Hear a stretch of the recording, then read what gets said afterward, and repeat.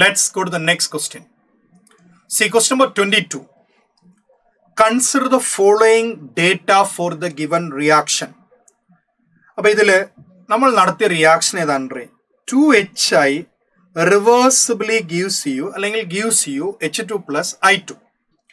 അപ്പോൾ അവിടെ നമ്മൾ HIന്റെ കോൺസെൻട്രേഷനെ കുറിച്ച് സംസാരിക്കുകയാണ്. നോക്കണേ, ഒന്നാമത്തെ എക്സ്പെരിമെന്റിൽ HIന്റെ കോൺസെൻട്രേഷൻ ഇത്, ഓക്കെ. ആൻഡ് രണ്ടാമതായപ്പോൾ എന്തായി?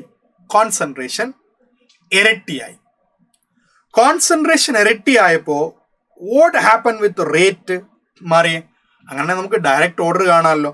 ഓർഡർ കാണാനുള്ള ഇക്വേഷൻ നമുക്കറിയാം.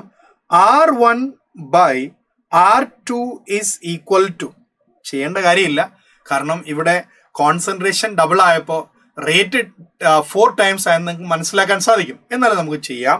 R1/R2 is equal to A1 divided by A2 raise to എന്നൊന്ന് എഴുതാം, N എന്ന് എഴുതാം അല്ലേ? അങ്ങനെയാണെങ്കിൽ R1/R2 let's write 7.5 into 10 to the power minus 4 divided by 3 into 10 to the power minus 3.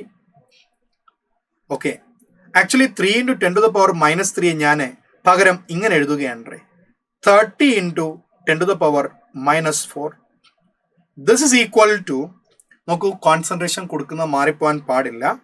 So 0.005 divided by 0.01 the whole raised to what comes n. ഇതാണ് നമ്മളിലുള്ളത്. അപ്പം നമുക്ക് ഈ ആവശ്യമില്ലാത്ത ആൾക്കാരെല്ലാം കട്ട് ചെയ്ത് കളയാം. നോക്കൂ, 10 to the power minus 4, 10 to the power minus 4 cancel. This cancel, you will get 4. This cancel, you will get 2. അപ്പം നമുക്ക് എഴുതാം 4 is equal to 2 raised to n. So we have a n is equal to 2. So order of the reaction is 2. ഇനി ഞാനിപ്പോൾ ഇവിടെ എടുത്തത് തീർച്ചയായിട്ടും നിങ്ങൾക്ക് അറിയാം, I taken these 2. പക്ഷെ നിങ്ങൾക്ക് ഇപ്പോൾ അത് എടുക്കണം താല്പര്യമില്ലെന്ന് വിചാരിക്കുക. നിങ്ങൾക്ക് എന്ത് ചെയ്യാം? You can think of these 2 values. But whatever, your final answer is